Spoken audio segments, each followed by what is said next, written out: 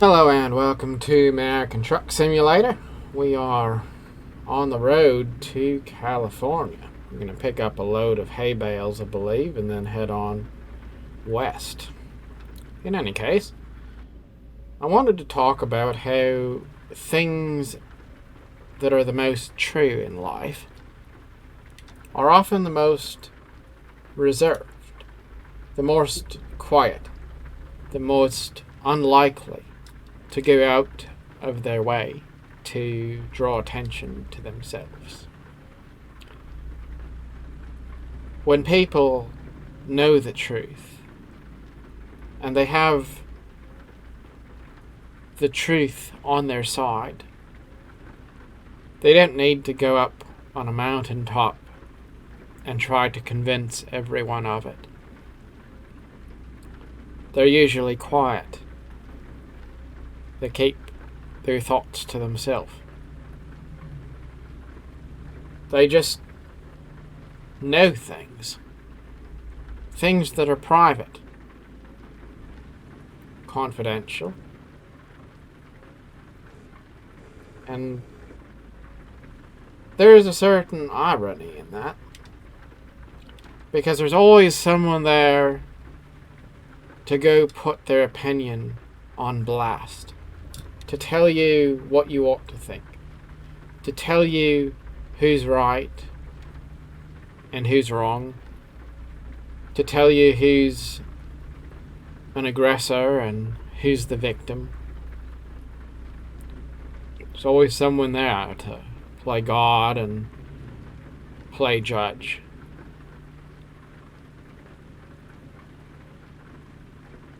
And quite often, it's easy to believe the loudest and most dominant voice in the room, especially if it's the only one.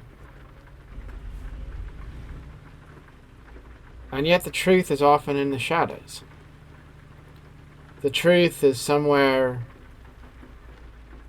off where you aren't looking, where no one's telling you what to think, where no one's trying to go to bat for themselves or trying to prove their innocence, or for that matter saying anything at all. It's just a quietness, a quiet decency that knows the truth but doesn't feel like there's any reason to really force other people to believe it. I think it's rather interesting because things are so often not what they seem, not what they appear to be. There's so much smoke and mirrors, so much deception in the world. You almost have to look where everyone tells you not to look if you want to find the truth. People tell you what you have to do to be successful, or what you have to believe if you're going to be successful in your faith.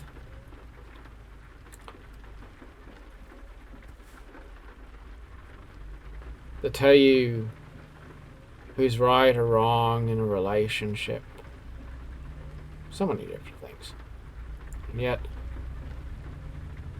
quite often, those bits of advice and everyone's 2 cents, those are actually deceptive. You have to make up your own mind.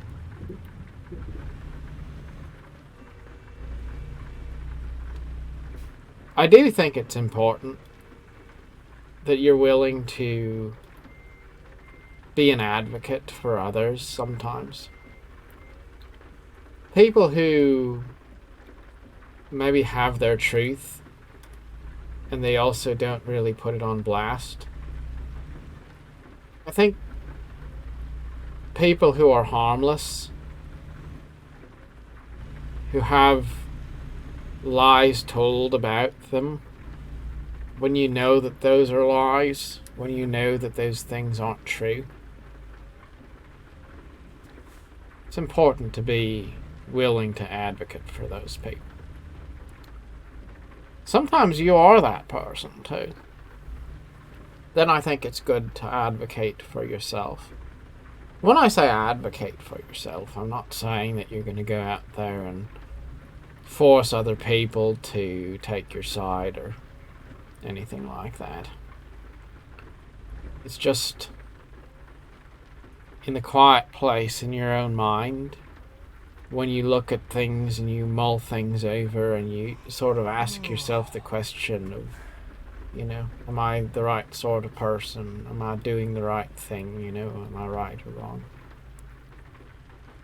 Take your own side sometimes. And you do the math enough to say, yes, I believe that I am right. Doesn't mean that I know I'm right, because that's awful arrogant. But I believe I'm right. No matter what other people have to say, no matter what they think, I know what's in my heart.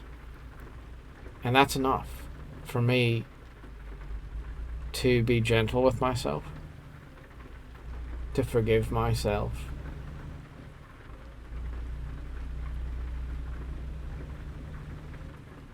to be secure in who I am.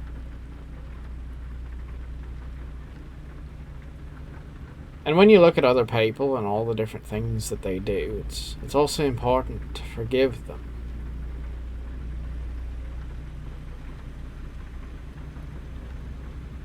Over and over again. Because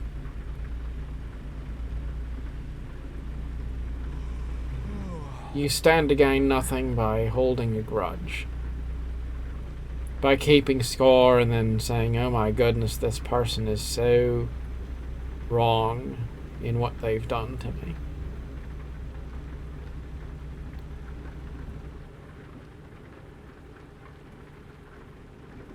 You want to see good in people. And that's not just the people who do good things to you all the time. It's not just the people who are mostly good. It's also the ones that are significantly flawed. Those people, you have to see good in them if you're going to be whole and complete as an individual.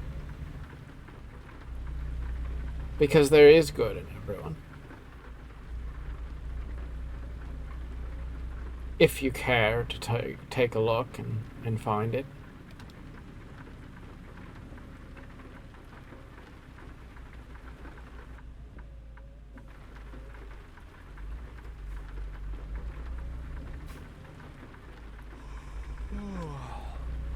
Of course, that leads me to another thing, and that's how often it is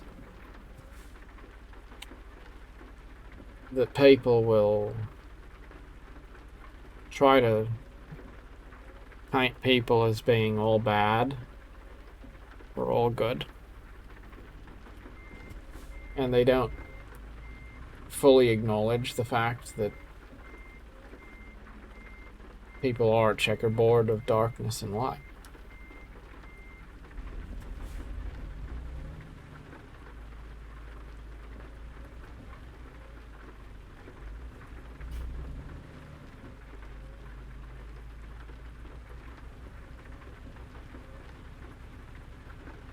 Truth is, no matter how much you look at someone and you think this person has done wrong, there's also things about them where you can say that they've done good.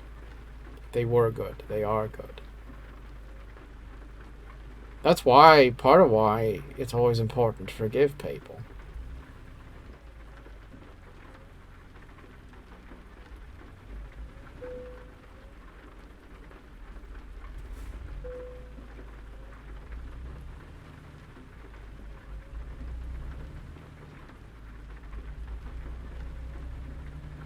Just trying to find a place to park here where I'm able to get my rest.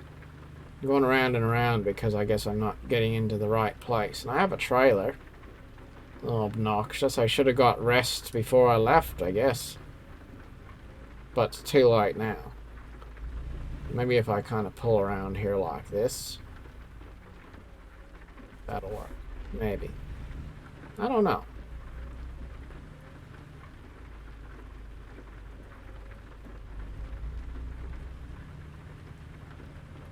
Where is the rest area? Exactly.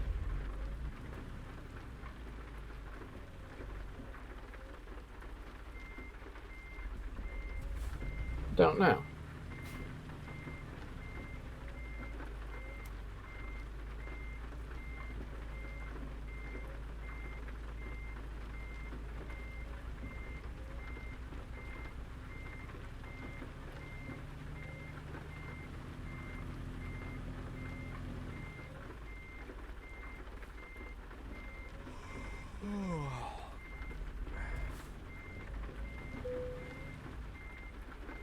Oh, there we go.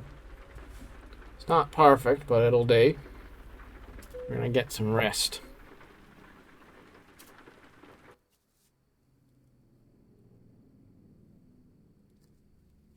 Oh, nice. And now it's daylight. Well, all right. That's a lot of running around just to get our trailer and then park. But that's all right. Haven't played American Truck Simulator in a bit of a while. It's a bit of a cozy game, just sort of a nice chill game. You get yourself a cup of coffee and you can imagine that you're on the road. That's all there is to it, you know. Maybe I should set up Truckers MP again. You know, I've always been a bit on the fence on that because if you install Truckers MP, then all the traffic you encounter on the road is real, like it's other trucks. But it's glitchy to a point. Like you can have rubber banding and things like that. And then you also don't have any actual cars, like NPC cars. So the world feels really empty in a way. And then, of course, you aren't necessarily going to have that much better of a experience playing with other people either. I mean, maybe. Sometimes you think you're going to have a good time playing with other people, and then the truth is you're not really having a better time because you're not really playing with anybody. It's just cool to know there's other people in the shared world. But probably could get away with having a Discord or something and have about the same experience. Well, anyway, what were we talking about? I was talking about how it's important to be understanding toward yourself and forgiving of others. I was talking about how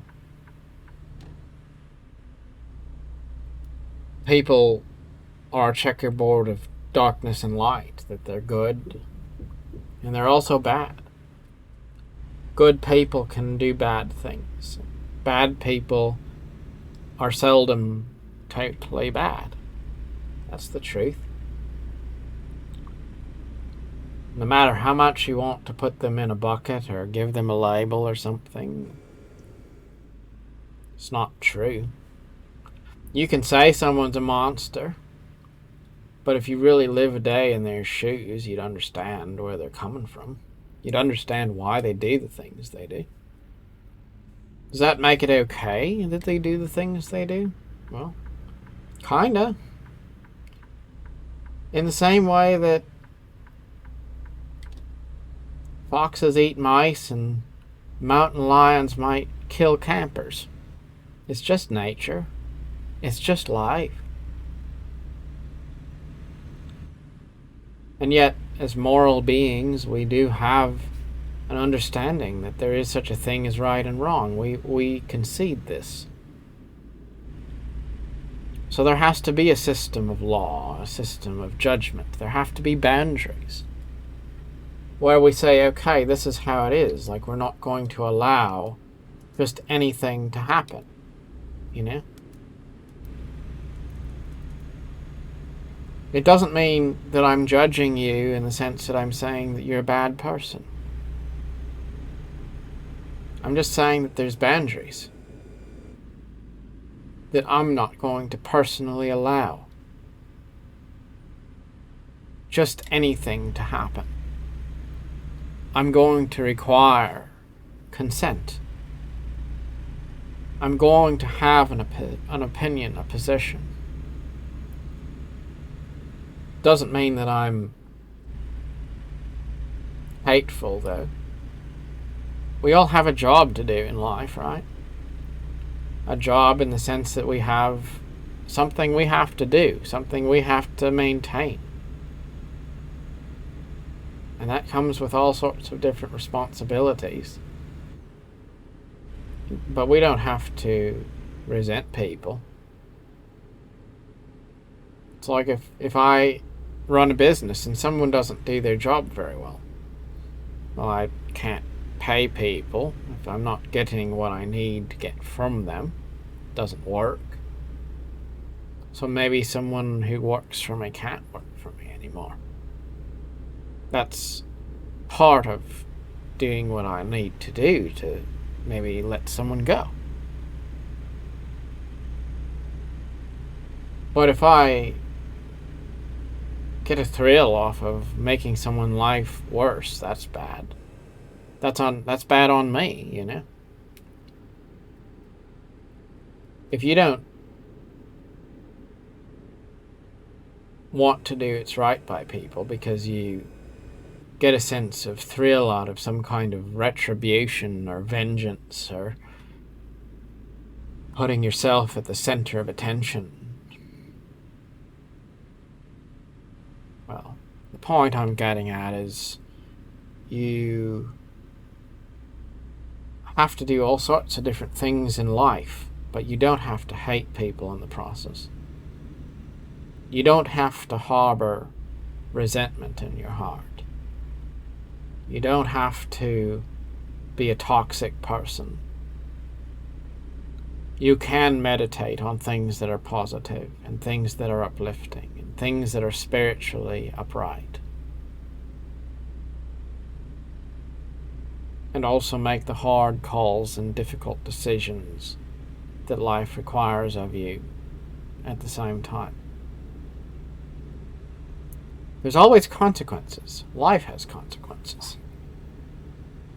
But as moral beings, it's within our power to choose the attitude that we have about the circumstances of our lives.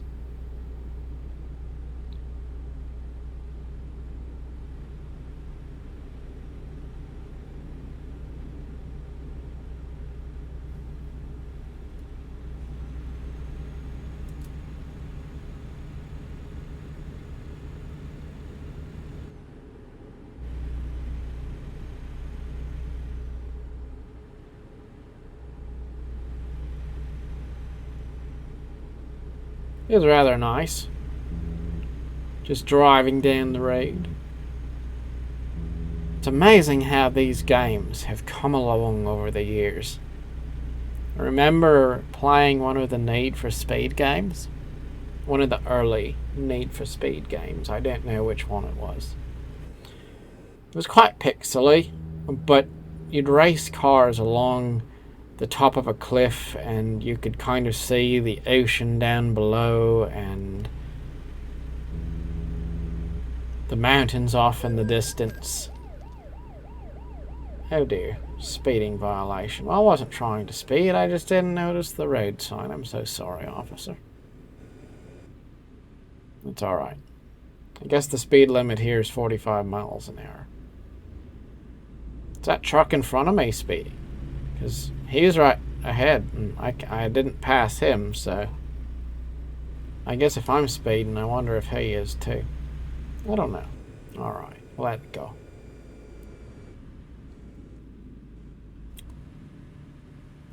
Now here's a good one. Think about how sometimes the most complicated thing is not the best. I've looked at all sorts of setups for playing this game, as a matter of fact. Steering wheels and all the different things, head tracking and stuff. And don't get me wrong, it's all pretty cool. But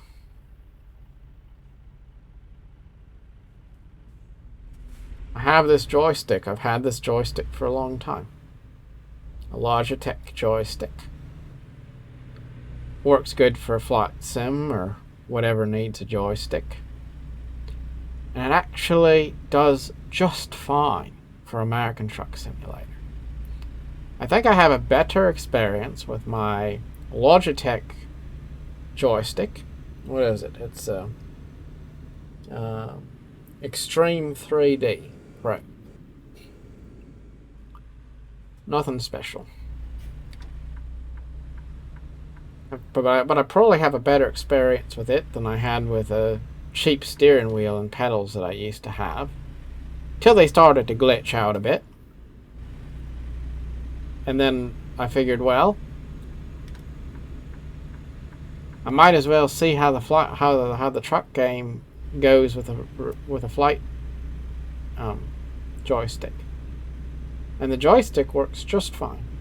Just fine. Just fine, if not maybe better.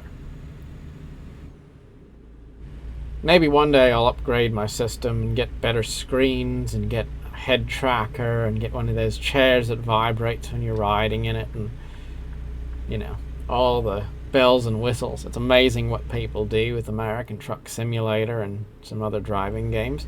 Don't know if I'd ever be that into it. Maybe. It's one of those things where sometimes it's really cool to see what other people do with something, but I don't know that I necessarily am that into it. It's that way with some RPGs or other genres of gaming too. Like, I see what people do with Cities Skylines, and I'm a fan of Cities Skylines. I like that city building game. But, at the same time, some of the photorealistic builds that people create with that game are far beyond what I really want to do with it myself. It's kind of like taking it to the level of building a model railroad in your garage. It's cool, don't get me wrong, very, very cool. But I don't know that I want to take it to that level. I just want to play it and enjoy it, have fun with it. That's all. Among other things. There's games like The Lord of the Rings Online. And I've seen people that are really into The Lord of the Rings Online, and they're into The Lord of the Rings as a whole, and everything that they have is all about Tolkien and The Lord of the Rings. And I think that's super cool.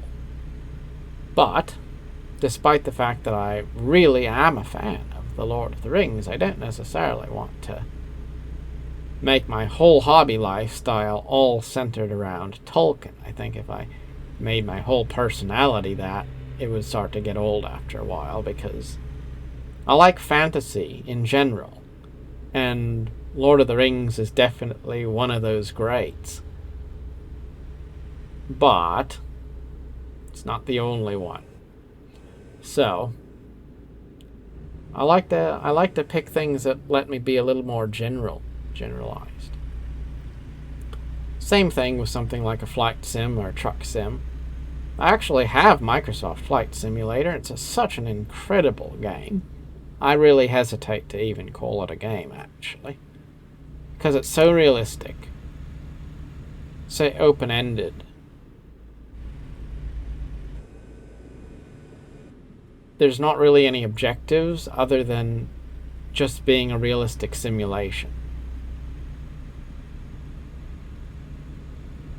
So if you're of a mind to feel like you want to get a realistic experience that emulates the experience of being in a real aircraft, then it's wonderful. But if you wanted a gaming experience where you have objectives and a sense of competitiveness or something like that, it really isn't that kind of a game. but it's so very cool. Like that'd be really amazing to have high-res screens and flight yokes and the whole 9 yards, and really just make it so, so real.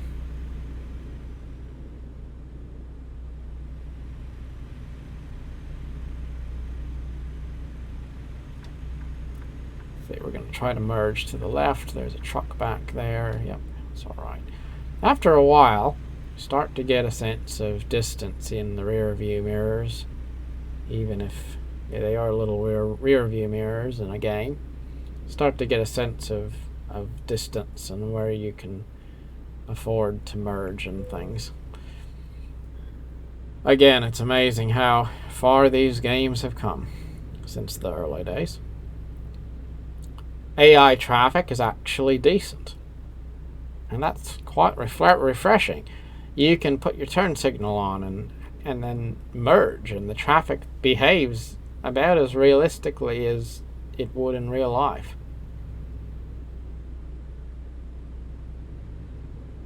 If I just imagined that these were real cars and went about my business, for the greater part, I wouldn't know any different. Not that it's super complicated in modern terms to create a AI vehicle that travels down a freeway, but it is a lot more than what we were able to do 10 or 20 years ago, I will say that. Hopefully one day the devs manage to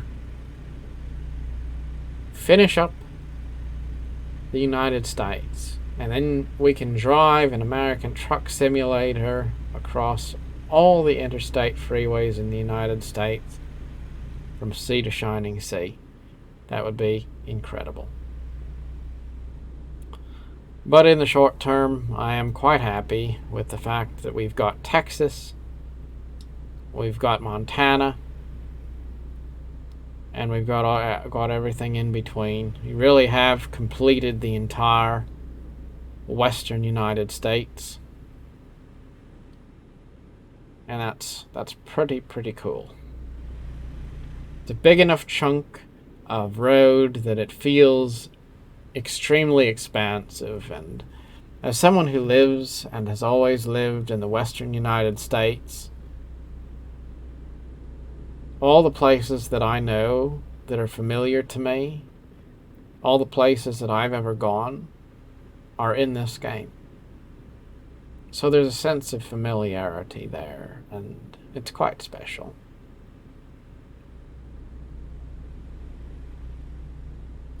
Not that I play all the time, but once in a while it's nice just to hit the virtual road. A few years ago, COVID started and there were lockdowns, and I was going through my own personal downsizing in life, and went from a bigger house to a smaller apartment, and had limited money to go anywhere, and the era of me going on road trips just for fun kind of faded away. And I got back into gaming, and this was one of those games that I got into that really appealed to me. And I think there's something therapeutic about it. It gave me a chance to keep on going on road trips, if you will, from the comfort of my desk. And driving for a couple of hours doesn't cost anything at the filling station, which is quite nice. Oh, what do we got here? Are we going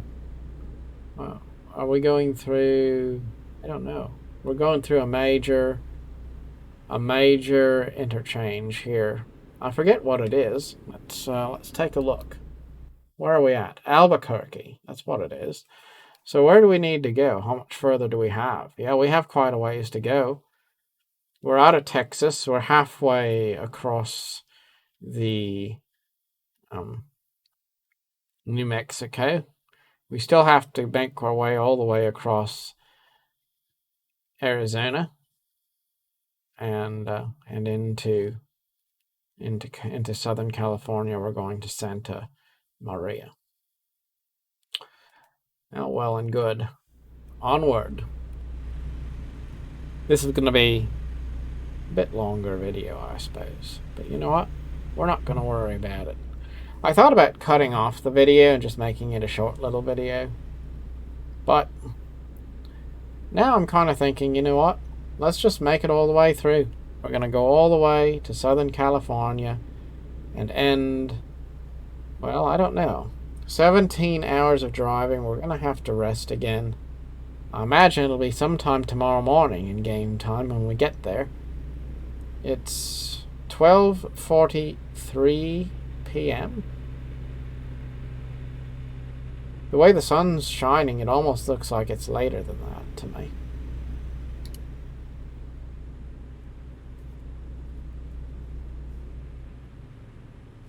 Gotta be careful about lane maintenance, starting to drift into the other lane.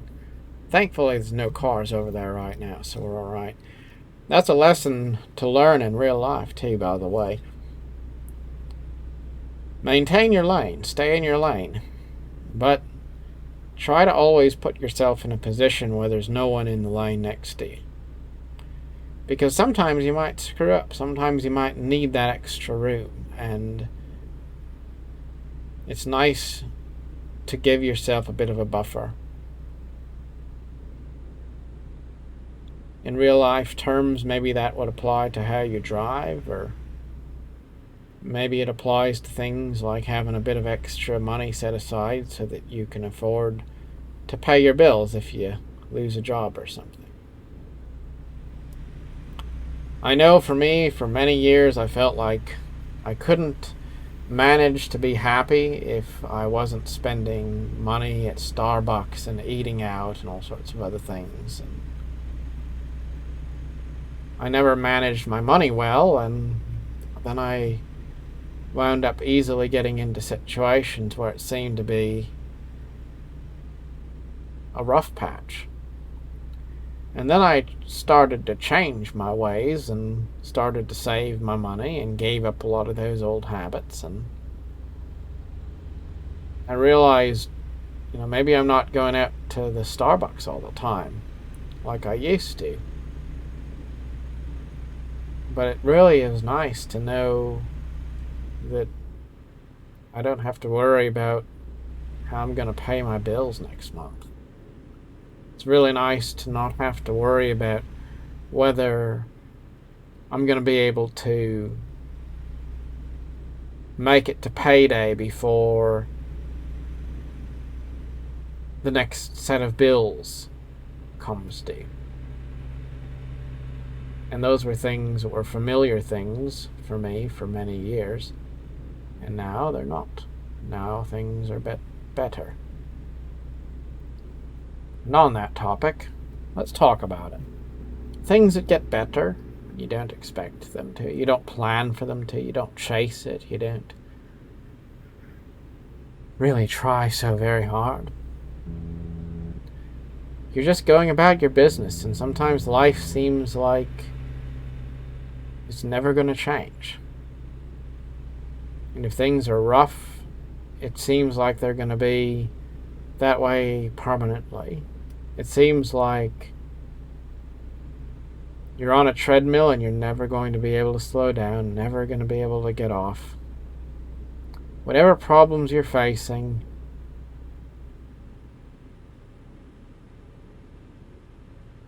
they're going to be with you for a very long time. Then one day, things change just a bit at a time. And after a while, you look back and you realize that all those things that you said in your heart you were never going to be able to move past, all those things that you thought were going to be weights and chains around your neck that would be holding you back forever. They vanished. Sometimes it's that way with things that are positive too. You spend time with your friends, you spend time doing things that you think are fun. You think that it's going to be forever. There's always going to be another day for saying hello to that person, or spending time with that friend, or hanging out. Then one day it's the last time. There isn't anything more after that. There's that last time. You spend time with someone who you care about, someone who you love, or a dear friend, and you have a good time with them. And then, never again.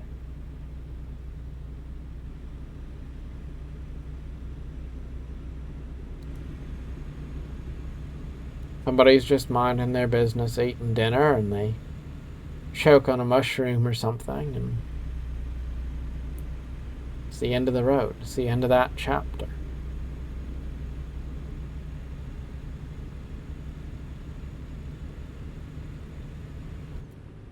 Things aren't permanent. They don't last forever. That's why it's so important to be positive about the time that you've been given, the life that you've been given. That's why it's so important to be thankful for the moment, to be grateful for people in your life, even the ones that aren't perfect, even the ones who are in your past and no longer in your present. It's why it's so important to be patient when it feels like life is daunting and problems are insurmountable. Because night doesn't last forever, and neither does the morning. So be kind to people. Cherish the moments of health and wealth and youth, because there will come a time when those things are all passed away and someone else has a turn in your place. And don't be dismayed by the times of leanness and severity and struggle, because those too don't last forever. One day the sunrise comes. One day blessings come instead of adversity.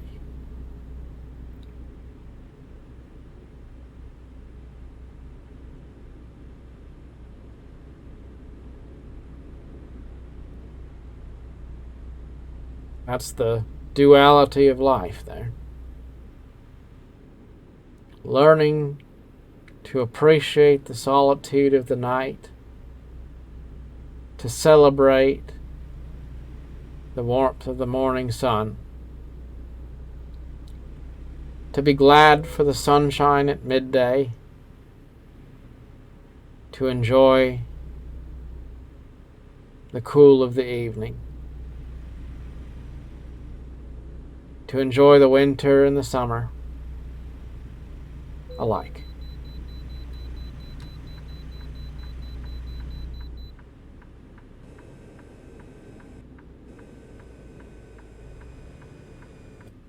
Here we are at the way station.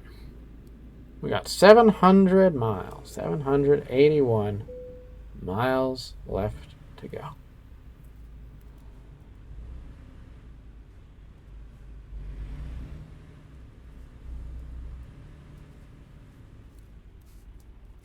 I've been thinking about renaming my channel. Geneva Republic is a pretty cool name. That's kind of my main brand, if you will.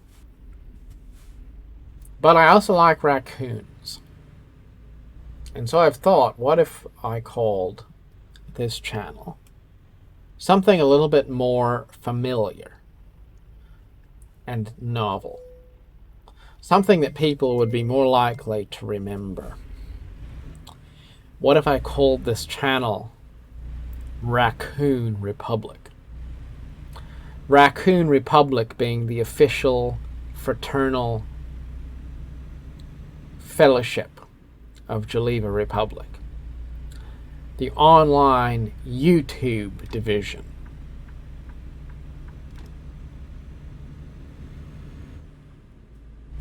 And what if I made my logo look a bit like the flag of California, but instead of there being a bear on that, I put a raccoon? I've been thinking about it. I might do it.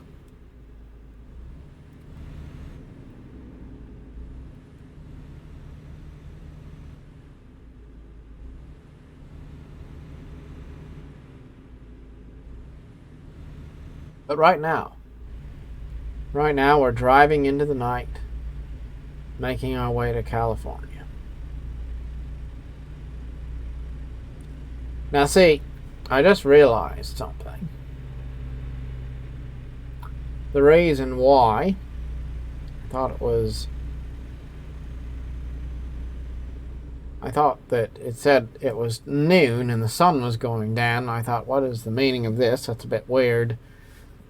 It's because I was looking at the arrival time, because it's saying that we'll arrive at 12:42 p.m. on Thursday. It's actually Wednesday at 10:30 p.m. And it is getting time to go to sleep again.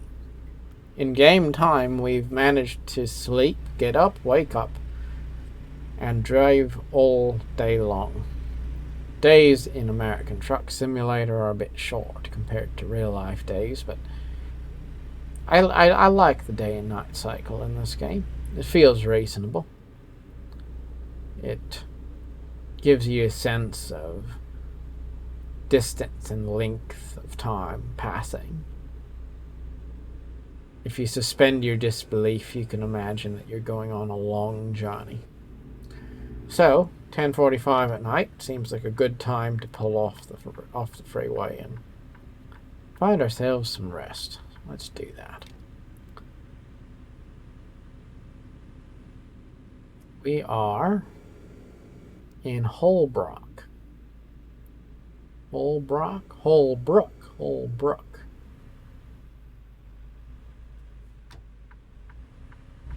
I'll never forget heading out of Las Vegas, I believe south out of Las Vegas, on a long drive back to Washington and pulling into a casino there. Last casino. I believe it's on the California Nevada line, I think.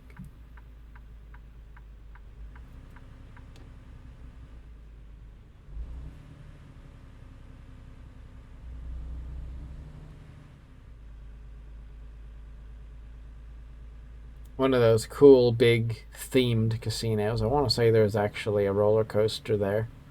I think it was closed at that time, but still, it was cool to see. My favorite time for going to a place like Las Vegas is in the wintertime, because it's nice and cool by Las Vegas standards, but it's also not too hot. And still warm enough to feel like it's pleasant.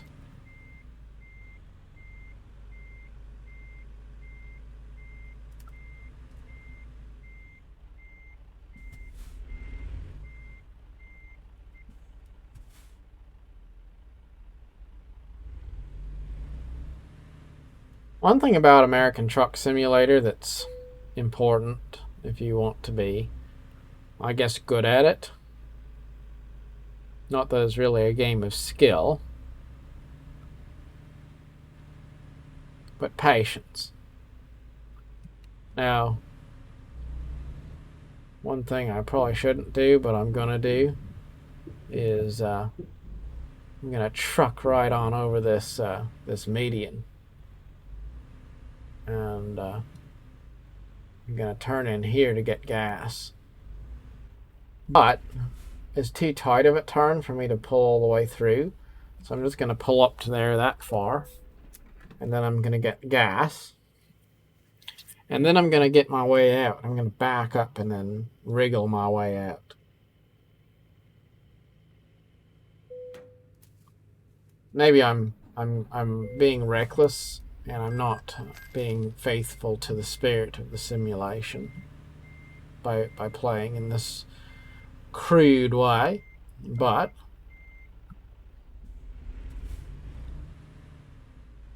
see, I don't know if I can drive into this grass. We're going to just ease up here and see if there's an invisible wall or if we're able to. Ah, yes, we are. Don't know how far, but far enough, it would seem. We can turn around this way. And what an easy, convenient way it is for us to get some gas, drive over the curb, and be off on our way again. Easy peasy. Just 741 miles left to go. I'd think that's about another 40 minutes of real game time, something like that. I guess we'll see. And is that the freeway entrance? Yes, indeed it is. I was going to log into Elder Scrolls Online today, but today is server maintenance day, so that was not meant to be.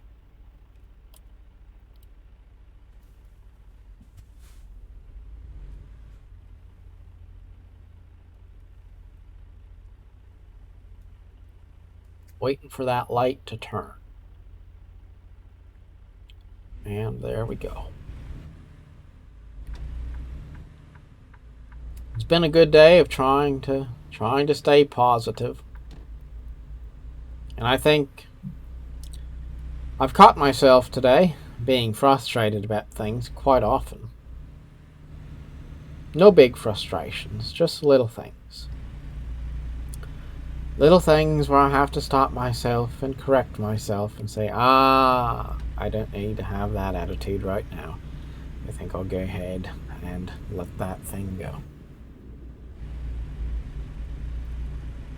Amazing how often you have to do that, eh? Just walking down the street and there's someone there and something about them makes you want to judge them instead of just wishing them well. Your boss says something, you don't quite like it, you feel like you want to be indignant or defensive instead of just striving to find a way to serve to the best of your ability in the moment. Kindness and patience and all those things, those positive virtues. We can have them for the greater part, mind you, and still be quite often tempted not to live by them. But the good thing is we can catch those attitudes and correct them as we go. Other people don't need to know all those little thoughts we have that we have to shut down before they can grow into something obnoxious. But we know. We have to live with that human condition. It's like an episode of Star Trek, one of the original series Star Trek, which I loved. There is a man who is white on one side and black on the other. Like, for example, black on the left side of him and white on the right side. And then the other race on the planet was the opposite, but they looked the same. So instead of being black on the left and white on the right, the other race was white on the left and black on the right. So they really looked very much identical. They were the same kind of people, basically, but their colors were flipped and reversed.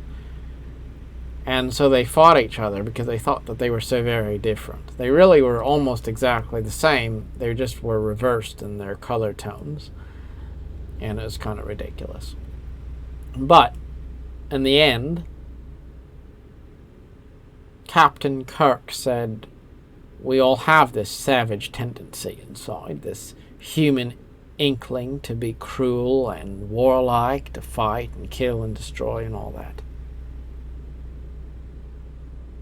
And we can't change that nature. But we can choose not to act on it today. We can choose peace right now. That's all we can do. We can choose a higher thought, a middle way.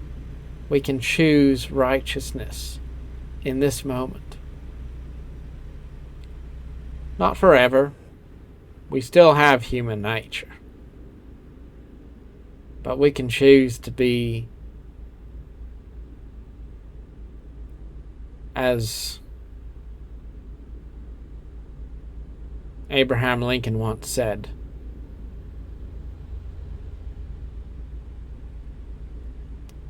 heeding the better natures, the better angels of our nature.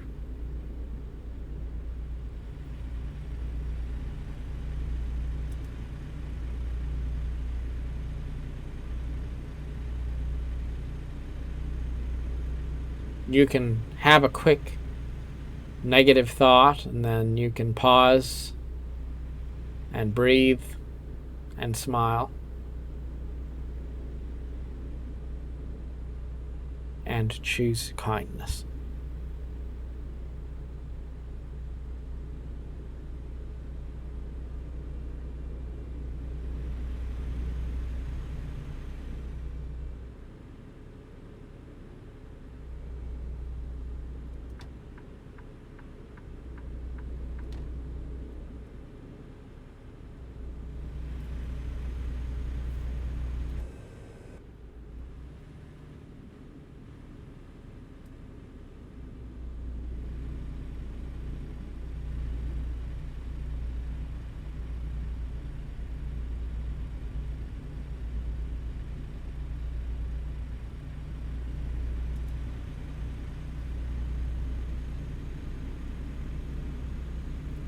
I remember once I was driving somewhere along the road between Washington and Oregon, and I picked up a hitchhiker. Actually, I want to say it was around Bend, Oregon, where I found him. He was a scruffy man, and he was hitchhiking down the road with a big military backpack. And it started pouring rain, torrential rain, very, very harsh rain. One of those sorts of storms that comes upon you quickly and just totally drenches you to the skin. And he was out in it. It started pouring rain, and I saw him there. I was just on a road trip, just for fun. And I remember turning around where I could, in a Safeway parking lot or something like that. And I went back, I picked him up,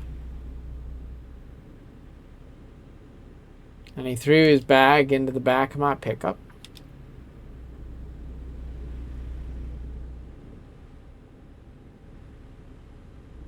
And we kept on driving. And he told me his life story. He said that he'd gotten into light drugs like marijuana and things. And that was part of why he was homeless, because he'd gotten into this sort of a hippie lifestyle. But he said he was once upon a time a school teacher, a high school teacher. or maybe a professor. I think he was a professor, actually, now that I think about it more. And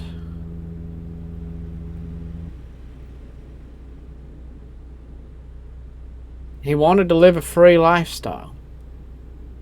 So he just became a vagrant by choice. And he never stayed in one place for too long, but he knew a lot of people all around America. And so he would hitchhike from one place to another with pretty much no possessions to call his own. Going from one place to another, visiting people who he knew. He was kind of like, well, it was like meeting Willie Nelson in real life if Willie Nelson wasn't rich and some sort of a celebrity.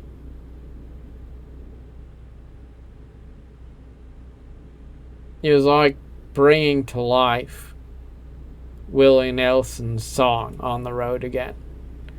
So me and this guy, we spent the day just driving down the road, and he was trying to get to a cannabis farm in Northern California. And there were some people there that had a place for him.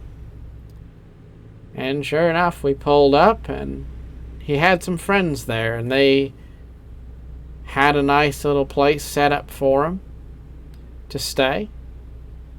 And they were actually kind enough to give me a personal tour of their marijuana farm. And I'm not a marijuana smoker, and I really have no respect for the weed myself. But it was quite cool to meet those people and to meet that man and to catch a glimpse into a different sort of a life than the one I had. Just one story of driving along on the open road without any expectation. You meet a friend in a rainstorm. You get some good company. And you get a memory that you'll take with you for the rest of your life.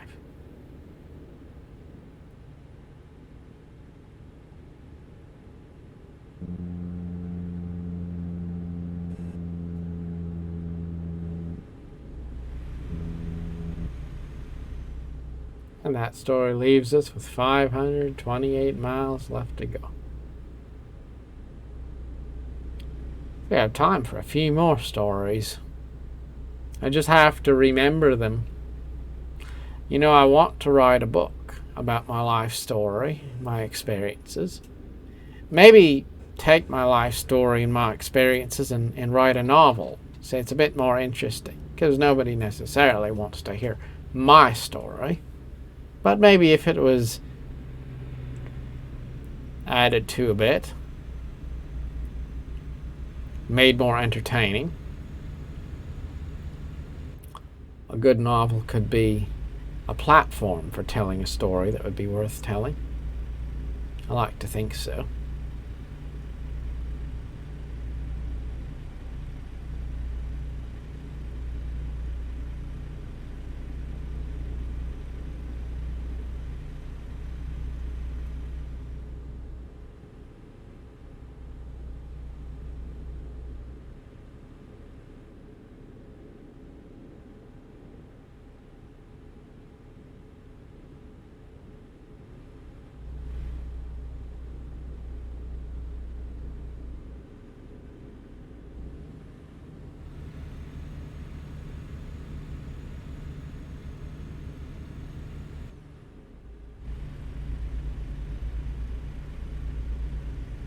It's actually been quite a long time since I've been to California in real life, and also an American Truck Simulator. I went there when I first started playing the game, but for the greater part I've always stayed over in the northern part of the game's map. So it'll be kind of cool to make our way back there. There's Highway 93, and that's actually a special highway because it's a highway that's in Montana as well. It goes all the way up there. Runs from, well, let's see, Missoula, Montana, down through Hamilton and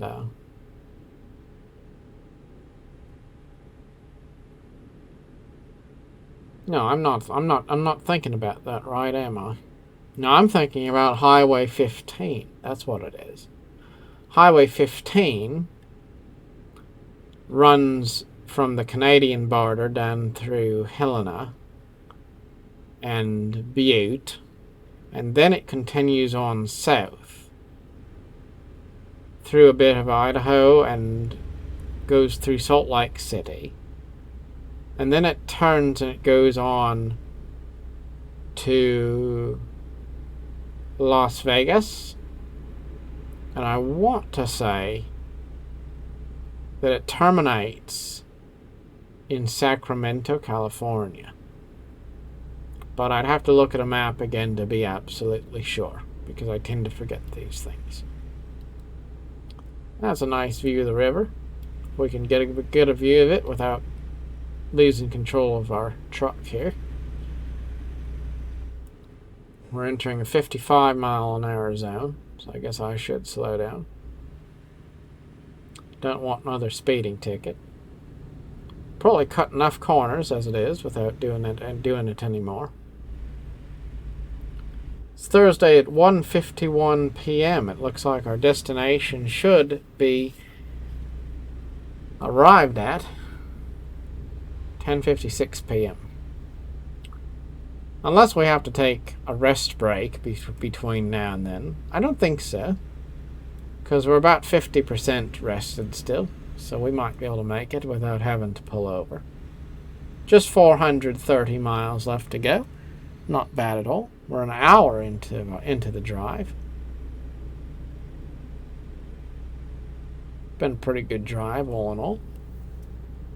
There's another truck trying to merge in. We'll turn off this lane. There we go. That worked out just fine.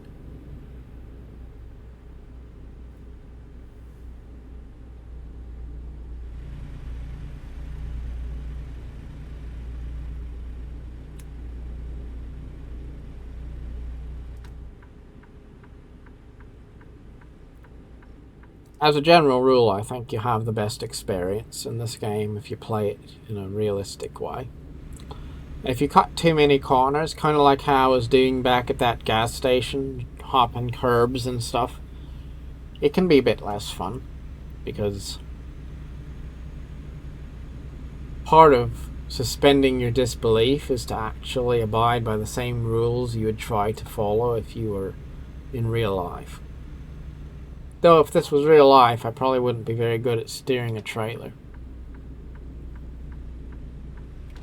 I'm also not very good at it in this game. I do crash a lot.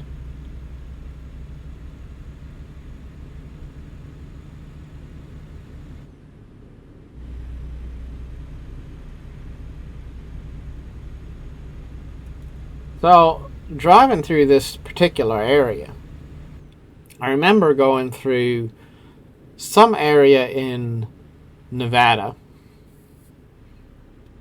and I guess the truth is any area in Nevada looks about like any other area of Nevada. You have this scrubby grass kind of vegetation and nothing else. It's like a high desert kind of a situation. And I remember making my way down this road, and I remember how many little rodents there were running across the road, like little groundhog kind of things. I don't know what they were. Little gophers, I guess. And then I remember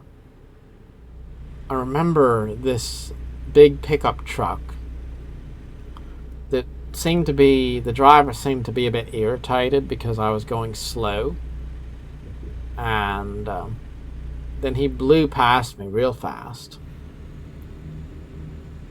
And I guess that kind of is frustrating. Nobody likes that so much. Being passed by somebody who's mad at you and you're just trying to enjoy a road trip that you're going on for relaxation and exploration. So he passed me, and that was that. And then a little bit later, not very long at all, I passed him with a police officer who'd pulled him over. So the officer was giving him a ticket for being a speeder after he'd passed me being a bit of a unfriendly person, and I thought that was kind of rewarding in a way to cruise on by him. Turns out, even with all my sightseeing, I wound up having a better day than he was at a lower speed on my part. Not that that's really healthy. Probably goes back into what I was talking about earlier about being kind and patient and wishing people the best. That sense of wanting people to experience karma is probably not the most healthy and kind and spiritually uplifting thing to subscribe to. So try to be kind and wish people the best, even if they don't treat you very well or they do things that are justifiably irritating.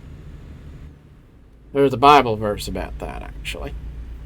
It says to turn the other cheek. I'm sure we've all heard that. That if someone despitefully uses you, bless them and do good to them. And if someone takes your cloak, give them your coat also.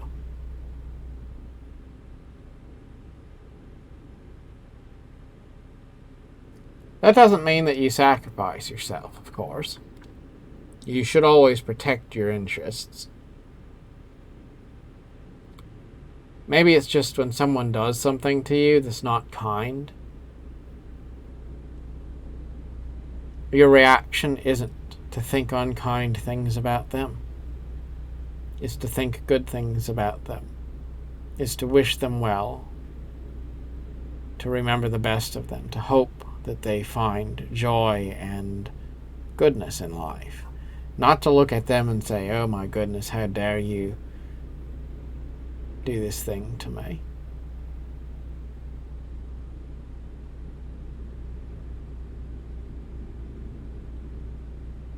I think one thing that helps a lot with the tendency to be judgmental and critical is to realize none of us are taking it with us when we go. In the end, it's all dust. It's all inherited by somebody else. So, when you realize it's not yours anyway, you kind of can't help but realize it's kind of ridiculous to be so wrapped up in things that you live in a state of continually being outraged because something didn't go your way. Who do you think you are? Some immortal being that's going to forever be enriched or impoverished on a basis of whether you got your wants and desires met? I mean, really. You know, something I think is a bit interesting is how in liberal circles a lot of people will say, well, life doesn't really have any meaning, doesn't have any value intrinsically, right? Because we're just sort of smart animals. It doesn't really matter if we live or die. Life doesn't really have any sense of absolute meaning. There's no such thing as absolute right and wrong. Everything's relative, and so on and so on. And yet those same people seem to be quite consumed with the idea of being indignant if they don't get their way. So which is it? If you believe that life is not intrinsically good or bad, if you don't believe that there is such a thing as right and wrong intrinsically, if you don't believe that life has value, then why would you be indignant if others did not value your life? Or is it rather that some people, by saying all things are relative, are really just kind of trying to find a roundabout way of saying the only thing that should actually exist in this world is that which aligns with my way of thinking?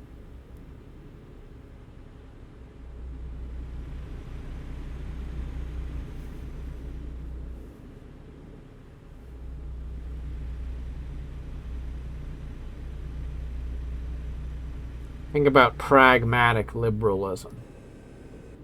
The kind of liberalism that's associated with the great ancient philosophers like Hypatia or Aristotle or something like that. This sense of enlightenment that seeks knowledge over dogma, that embraces challenging ideas.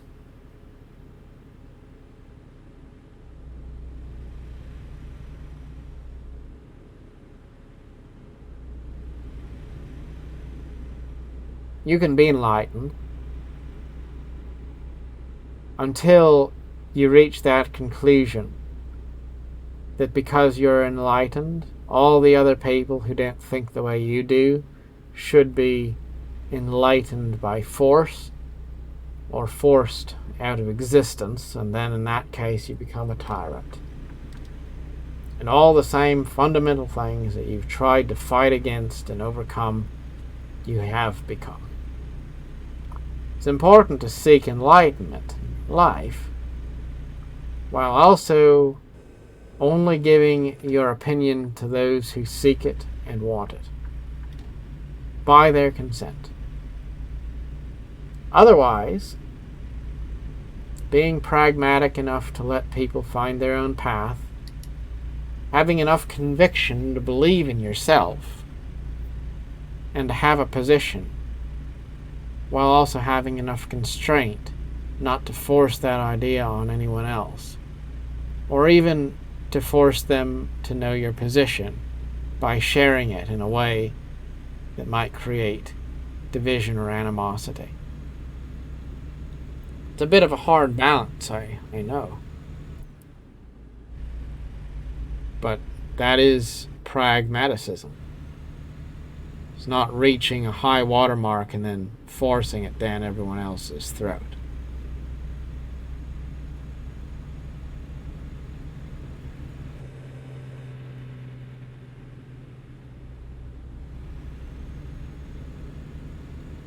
I wonder if we're in California yet. I don't know. We're probably pretty close. I think we are. I wonder what this sign up here says. We'll get a feel for our current location. Yeah, there we go. We are actually entering the Los Angeles area. That's cool. I spent one afternoon in Los Angeles once, walking around the Beverly Hills neighborhood. Oh dear. We have to turn here, which means I need to merge and slow down. That worked all right. Swinging a right.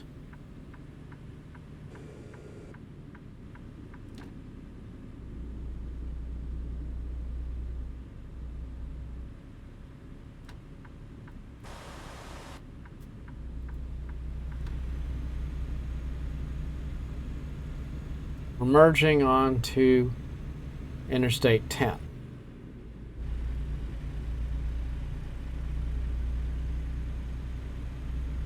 So maybe we're not entering Los Angeles. Maybe we're just... It was just 1 mile until the exit to I-10, which leads to Los Angeles. I think that's what it was. But we do have some palm trees. That's cool.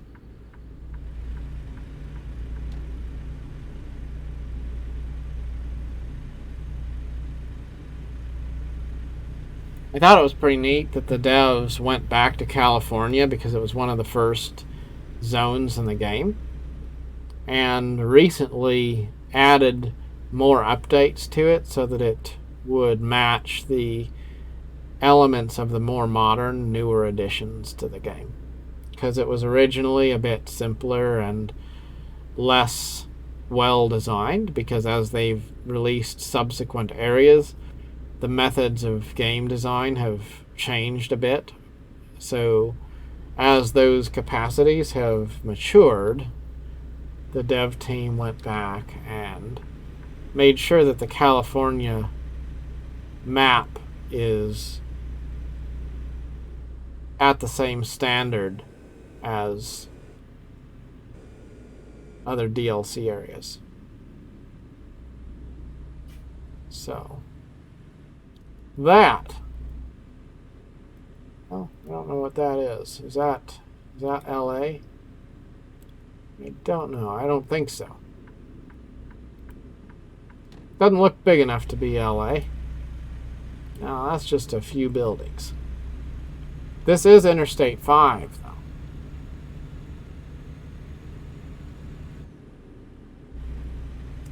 We're 1 mile away from LA downtown. Oh.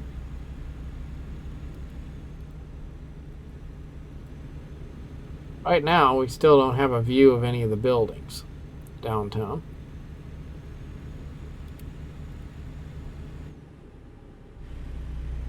I guess we'd have to get off here to go downtown. We're probably not going to be able to see it from where we're driving. A little bit, maybe.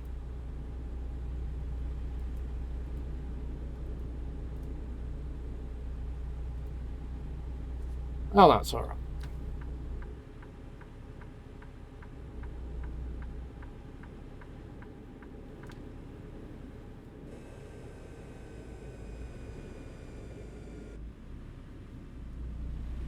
American Truck Sim is kind of like a light version of Flight Simulator. It's definitely simpler because driving a truck is fundamentally simpler than piloting an airplane. But it still gives you that sense of open-ended simulation without any firm objectives, just enjoying the road as it goes by. Enjoying the scenery as it passes.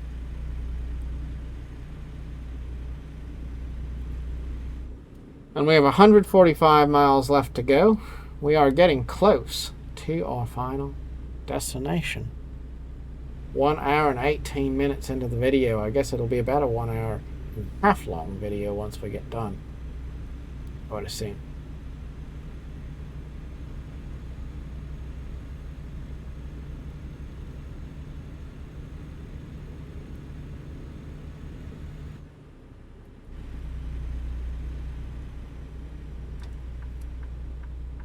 One of my commitments is I'll try my best to upload at least one video every day.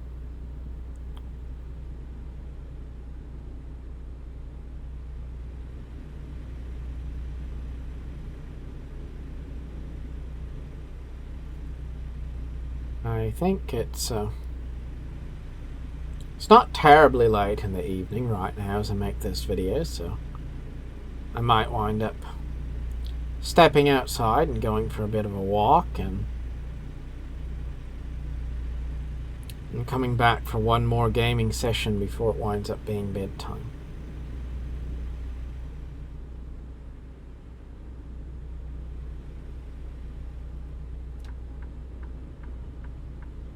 I have a lot of city builders I want to work through.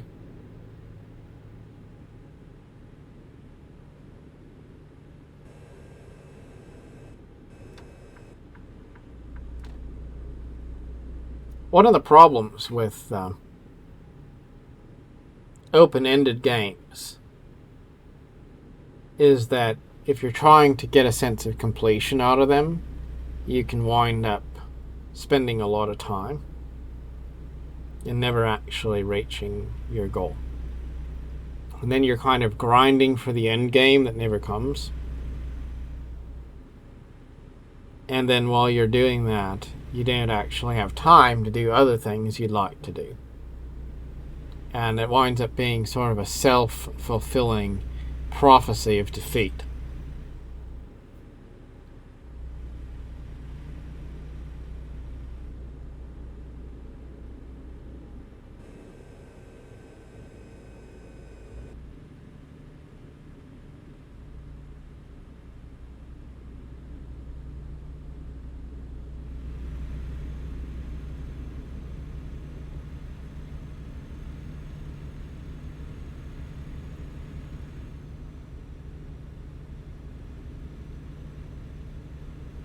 And there we have a California sunset.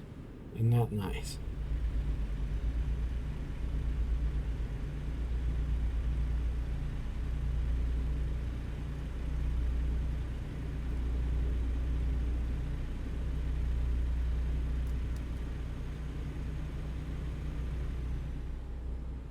Pedestrian bridge there, maybe. Maybe it's a regular car bridge.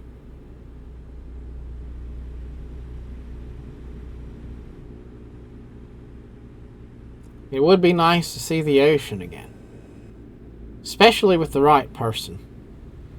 I think that's an important part about traveling. As nice as it is to travel by yourself, the real joy of traveling and exploring is having someone with you who you really enjoy the company of. Then the road passes and you have this sense of conversation, and it's just so special. And you're sharing the experience, so it's worth it because you're investing in not just your experience, but someone else's experience too.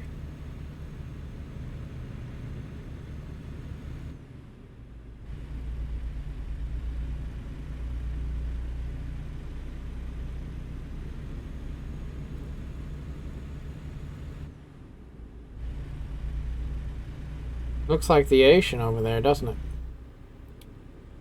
Yep. Oil rigs off in the distance.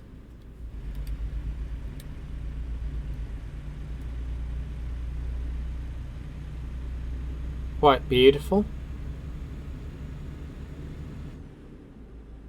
This is Highway 101. One of the most beautiful patches of highway in America. Though I will have to say it's quite expensive to live by the beach. So if you want to live on the west coast of the United States on a piece of property that's facing the Pacific Ocean, well, I don't know what to tell you. Good luck. Unless you're quite well off with your money, probably isn't going to be affordable. Unfortunately. Doesn't mean you have to be exorbitantly rich, but I would say you have to be more than just upper middle class. You have to be like actually affluent, we'll say.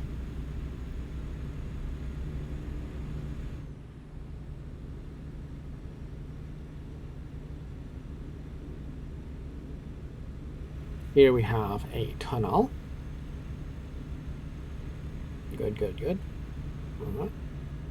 And we're just about there. Only 34 miles left to go. Stars are shining.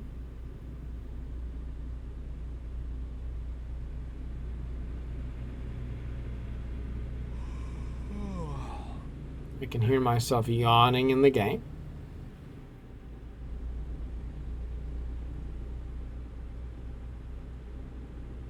So we are arriving, not a moment too soon.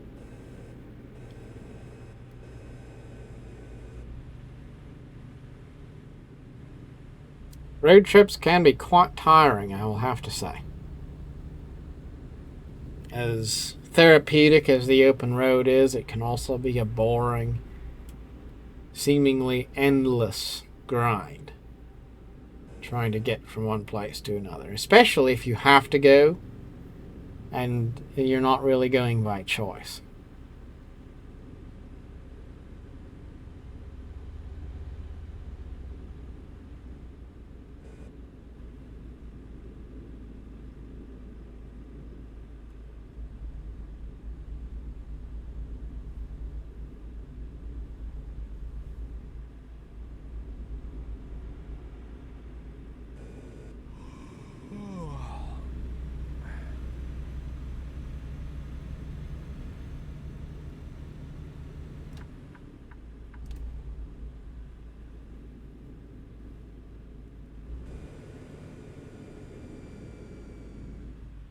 Hopefully we can make it to our destination without getting a penalty for driving tired. What do we got here? We got a truck stopping here. Get all this way, and now we have a traffic jam.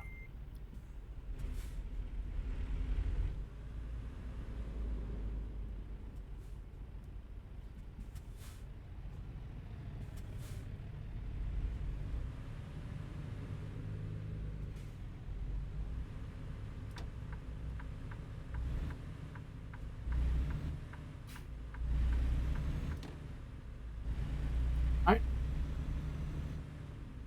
Someone had a fender bender. And we have arrived in Santa Maria.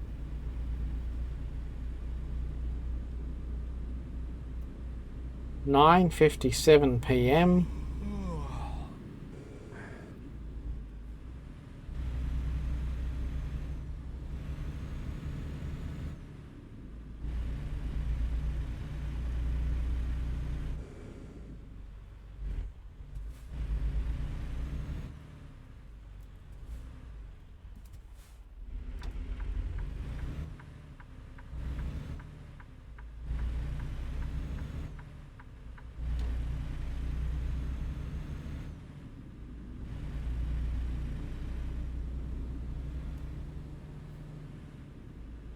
And there we are.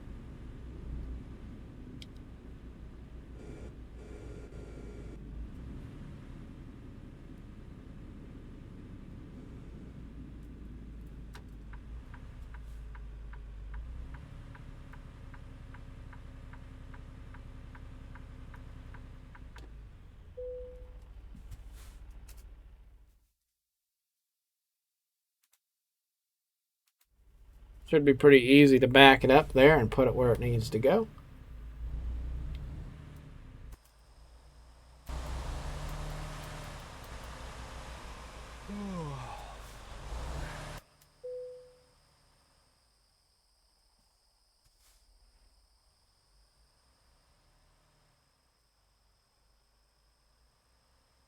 I like that stationary camera view.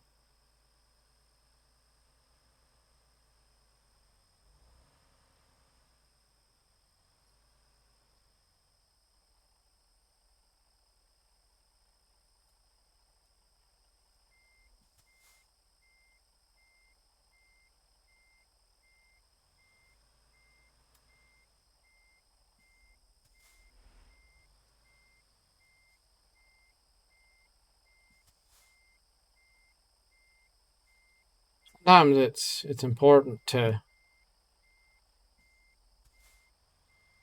slow down so you can speed up.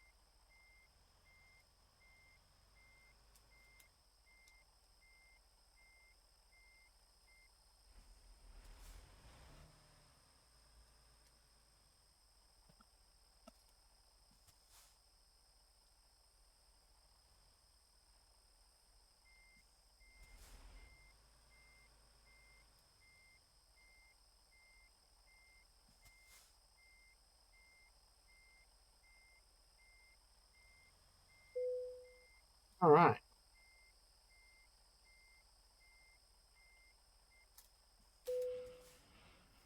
Well, that does it. Exactly an hour and 30 minutes later, we got an excellent delivery to Santa Maria, California. It's been a nice little ride. Thank you for coming along.